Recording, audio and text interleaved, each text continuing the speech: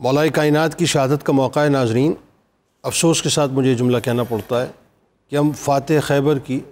کی جو فتح ہے ہم بھول گئے کہ کس انداز سے فاتح خیبر نے قموس کے قلعے کو مکمل طور پہ اکھاڑ دیا تھا۔ قلعے کو اکھاڑ دیا تھا نا آپ نے، تو جب قلعے والے کو اکھاڑ دیا تو قلعہ اکھڑ گیا، ان کا قلعہ اکھاڑ دیا تھا۔ ہم بھول گئے، آج ہم بھول گئے کہ فتح خیبر کیا تھی بنیادی طور پر، لیکن ان کو یاد ہے،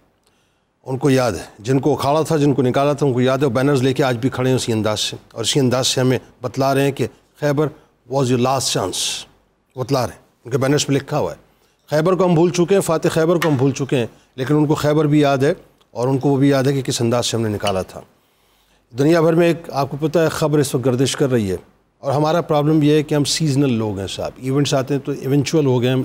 ایونچولی بات کرتے ہیں۔ ہم رائٹ ہائفر کا چرچا پوری دنیا میں اس وقت،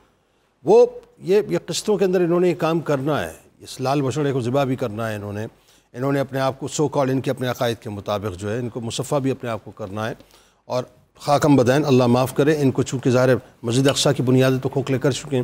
تو یہ کسی وقت بھی خدا نخواستہ یہ خبر آ جائے، خدا نخواستہ یہ خبر آ جائے گی، اور اپریل میں یہ پریڈکٹڈ ہے، مطلب 8 اپریل کو، تو یہ گریجولی کس طرح سے جاتے ہیں آگے، لیکن اگر یہ خبر آ گئی کہ انہوں نے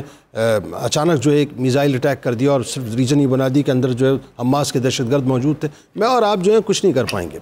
مولا کائنات کی جب تک اصل کو ہم نہیں تلاش کریں گے، مولا کائنات کے قدمین شریفین کو نہیں تلاش کریں گے، اس وقت تک ہم ان کے خلاف نہیں کھڑے ہو سکتے۔ اور یاد رکھیے گا اس بات کو کہ انہوں نے وہ کام کرنا ہے جس کو یہ پلان کر رہے ہیں۔ یہ جو رائٹ ہائفر کا چرچا یہ ایسے نہیں ہے، اس کے پیچھے پوری ایک کہانی ہے۔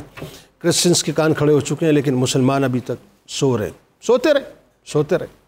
ذلت مقدر اگر کر دی گئی ہے تو پھر اس کے علاوہ کچھ بھی نہیں رہے گا، لیکن یاد رکھیے وہ بینر لے کے کھڑے ہوئے کہ خیبر واز یور لاسٹ چانس۔ بس اللہ تعالیٰ ہمیں عقل سلیم عطا فرمائے۔